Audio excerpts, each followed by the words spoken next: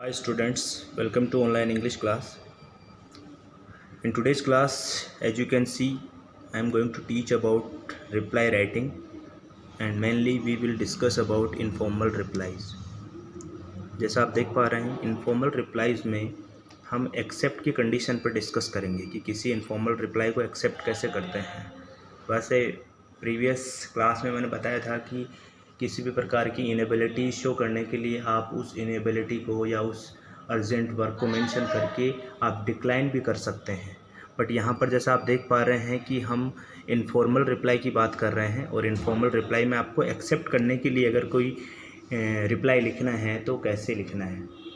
जैसा previous class में मैंने आपको बताया था कि रिप्लाईज जो होते हैं वो इन्विटेशंस के हैं, यानी किसी इन्विटेशन का आपको रिप्लाई करना है तो वो फॉर्मल भी हो सकता है, इनफॉर्मल भी। तो आज की क्लास में हम इनफॉर्मल की बात करने वाले हैं। सबसे पहले एक क्वेश्चन को रीड आउट करते हैं, उसके बाद आपको समझ में आ जाएगा कि किस तरह के क्वेश्चंस पूछे जाते हैं और किस तरह से इनफॉर्मल रिप्लाई का एक फॉर्मेट होता है। वैसे प्रीवियस क्लास में मैंने इनफॉर्मल रिप्लाई का जो पैटर्न है वो आपको बताया था कि इस तरह से आपको उसको लिखना होगा। First of all try to understand the question. You are Mandeep Singh living at 42 Mahavir Nagar Jaipur. कि आप मनदीप सिंह हैं और आप 42 महावीर नगर जयपुर में रहते हैं। क्वेश्चन सीधा सा रखा आगे, you have been invited by your friend Sunil Gupta to attend his daughter's engagement ceremony on 20 August 2020 at 12 PM at hotel Sahara in Sikar. तो ये फंक्शन क्या है, कब है, वेन्यू, टाइम, सब चीज़ें यहाँ पर मेंशन की हुई है। तो आप जैसा देख पा रहे हैं, यू हैव बीन इन्वाइटेड, आपको इन्वाइट किया जा चुका है। किसके द्वारा? आपके फ्रेंड सुनील गुप्ता के द्वारा। क्या करने के लिए? To attend his daughter's engagement ceremony, अपनी बेटी की जो सगाई समारोह है, इंगेजमेंट सेरेमनी है, उसको अटेंड करने के लिए आपको इन्वाइट किया गया है, जो कब होने वाला है? 20 अगस्त को होगा एट 12 PM एंड दोपहर में 12 बजे होगा एट होटल सहारा इन। तो यहाँ ध्यान दीजिएगा कि यहाँ रेजिडेंशियल एड्रेस नहीं है, यहाँ किसी एक होटल का नाम लिखा हो। तो होटल सहारा इन में जो सीकर में होने वाला है उसके लिए आपको इन्वाइट किया जा चुका है। अब कंडीशन आगे, क्वेश्चन ये है, write an informal reply to accept the invitation, यानी इन्विटेशन को एक्सेप्ट करने के लिए एक इनफॉर्मल रिप्लाई लिखो। तो इनफॉर्मल लिखा हुआ है क्वेश्चन में, समझ में आ रहा है। अगर यहाँ नहीं लिखा है तो लास्ट में लिखा हुआ होगा, ऐसे भी लिख सकते हैं, write a reply to accept the invitation informally, कि इनफॉर्मली रिप्लाई को एक्सेप्ट करने के लिए आपको इन्विटेशन लिखना है। तो सबसे पहले आप फॉर्मेट पे बात करें तो सबसे पहले आप आंसर नंबर लगा के रिप्लाई लिखेंगे। रिप्लाई कैसा है, फॉर्मल है या इनफॉर्मल है? तो जैसा प्रीवियस क्लास में मैंने आपको बताया था, सबसे पहले आप ऊपर यहाँ पर हेडिंग रखेंगे। वैसे आपकी गाइड वगैरह में मेंशन किया हुआ नहीं है, लेकिन फिर भी आपको नॉलेज के लिए बता दूं कि इस तरह से टॉपिक का नाम आप लिखेंगे ताकि चेक करने वाला जो पर्सन है उसे इजीली समझ में आ जाए कि हाँ ये किस तरह का रिप्लाई लिखा है और इसकी कंडीशन क्या है। तो जैसे हम एक्सेप्ट करने के लिए लिख रहे हैं तो आपने लिखा इनफॉर्मल रिप्लाई एक्सेप्ट। सबसे पहले देखो इनफॉर्मल रिप्लाई का फॉर्मेट, जैसे मैंने प्रीवियस वीडियो में बताया था कि सबसे पहले आपको एड्रेस लिखना होता है। तो सिंपली आप 2 से 3 लाइन में अपना खुद का एड्रेस लिखेंगे। जैसे एड्रेस यहाँ पर 42 महावीर नगर, ये एड्रेस किसका है? मनदीप सिंह का। तो आप ध्यान दीजिएगा कि ये रिप्लाई जो देने वाला है वो मनदीप सिंह देगा। किसको देगा? सुनील गुप्ता को देगा। तो मनदीप सिंह का एड्रेस है 42 महावीर नगर जयपुर। उसके बाद बात करें तो डेट आप मेंशन करेंगे, तो सेम डेट, जैसे जिस भी डेट को आप रिप्लाई लिख रहे हैं वो डेट आ जाएगी। जैसे मैंने लिखा है 6 अगस्त 2020, तो ये सेम डेट जिस डे को लिखा जाता है उस दिन आप डेट लिख देंगे। इस डेट को कई जगह यहाँ पर भी मेंशन किया है, जस्ट एड्रेस के नीचे भी, यानी यहाँ पर स्पेस नहीं दिया हुआ है तो उससे भी कोई विशेष फ़र्क नहीं पड़ेगा। अदरवाइज़ आप दे सकते हैं, ये एड्रेस है, उसके बाद एक लाइन का स्पेस दे करके फिर आप डेट लिखेंगे। उसके बाद वापस से एक स्पेस दे करके और आप एड्रेस करेंगे या सैल्यूटिंग वर्ड यूज़ करेंगे। तो जिस तरह से फॉर्मल रिप्लाइज़ में या फिर फॉर्मल लेटर्स में जैसे हम सैल्यूटिंग वर्ड यूज़ करते हैं, सर, मैडम, ठीक वैसे ही यहाँ इनफॉर्मल में हम डियर और डियर के साथ जो आपका फ्रेंड है, जो भी फैमिली मेम्बर है जिसको आप लिख रहे हैं या जो भी आपका एक्वेंटेंस है उसका नाम लिख देंगे। तो जैसे सुनील को लिख रहा है तो डियर सुनील। फिर उसके बाद में सेम वैसी लैंग्वेज है जैसा हमने प्रीवियस फॉर्मल में पढ़ा था। तो आप जैसा देख सकते हैं, सबसे पहले हम जिस पर्सन ने आपको इनवाइट किया है उसको हम क्या करने वाले हैं? थैंक यू कहने वाले हैं। तो अब थैंक यू कौन कहेगा? मनदीप सिंह कहेगा। तो तो यहाँ पर मनदीप सिंह अपने लिए आई भी यूज कर सकता है, आई थैंक यू तो भी ठीक है, अदरवाइज आप सीधा लिख दें dear Sunil thank you so much for your kind invitation to attend your daughter's engagement ceremony.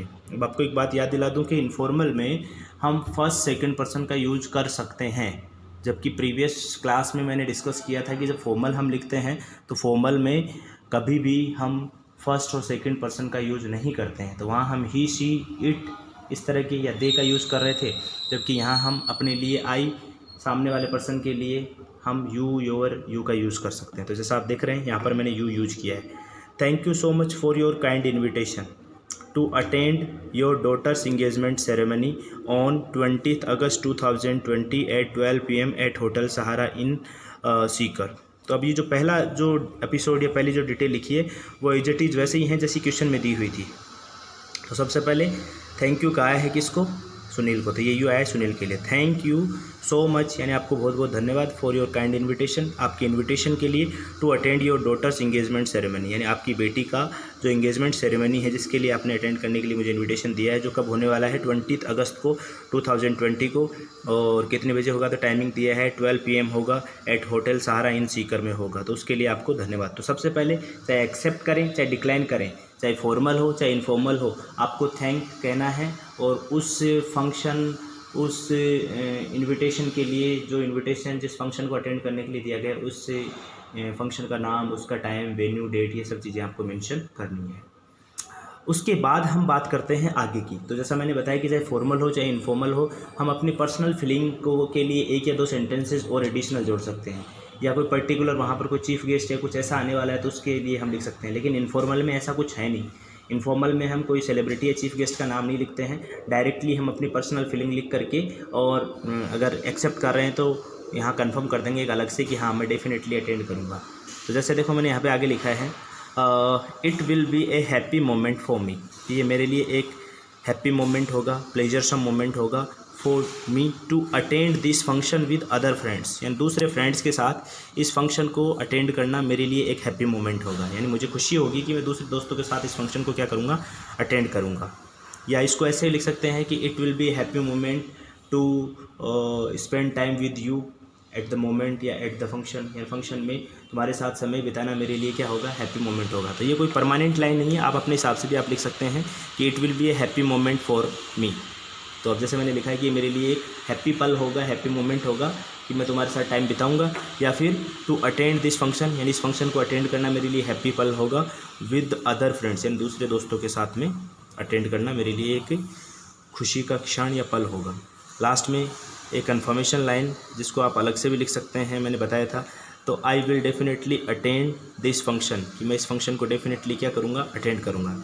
इसके अलावा मैंने आपको ये बताया था कि अगर जिस तरह से फॉर्मल में आप लिखते हैं तो एक कन्फर्मेशन लाइन को आप अलग से यहाँ पर भी लिख सकते हैं अगर कुछ है तो, कि जैसे I will come definitely, I will surely attend your function, ये बात आप लिख कर भी कर सकते हैं। मैंने यहाँ इसलिए नहीं लिखा क्योंकि ऑलरेडी वर्ड लिमिट जो है वो लगभग कवर हो रही है। तो जैसे आप देख रहे हैं कि वही 5 से 6 लाइन में इसकी बॉडी को आप लिखेंगे और उससे पहले कुछ एड्रेस वगैरह के जो वर्ड हैं वो 5 से 7 वर्ड ये भी कवर हो जाएंगे।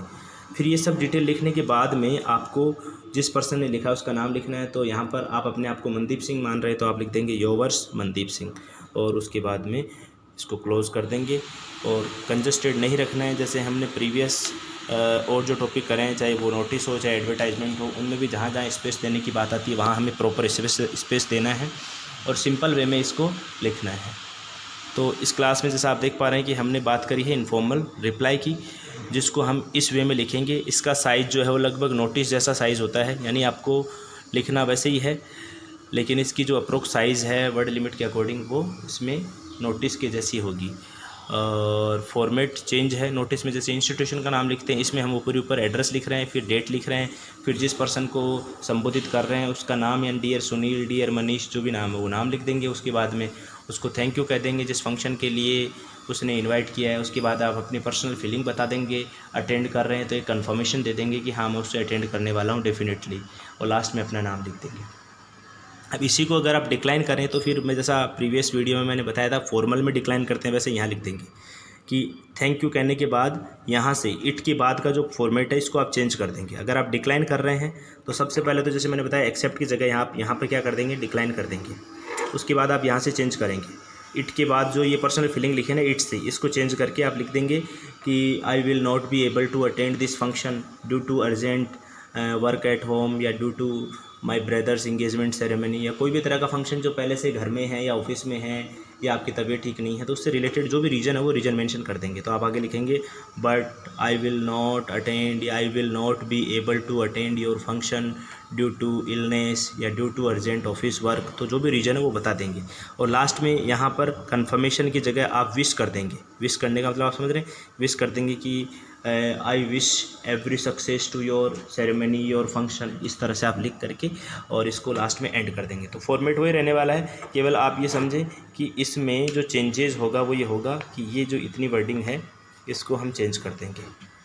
बाकी एक्सेप्ट की तरह ही ऊपर की जो डिटेल है वो सेम रहेगी, नीचे की 2-3 लाइन जो है वो अलग से आप लिख देंगे। तो इस तरह से इस टॉपिक को आप जैसा समझ पा रहे हैं, इससे रिलेटेड जो भी एक्सरसाइज आपकी गाइड में बुक में दी हुई है उनको आप अच्छे से प्रैक्टिस करेंगे। जो प्रॉब्लम्स हैं, जिस तरह की क्वेरीज आपके मन में हैं, उनको आप क्लास में, प्रैक्टिकल क्लास में या फिर ग्रुप में डिस्कस कर सकते हैं। Thank you so much.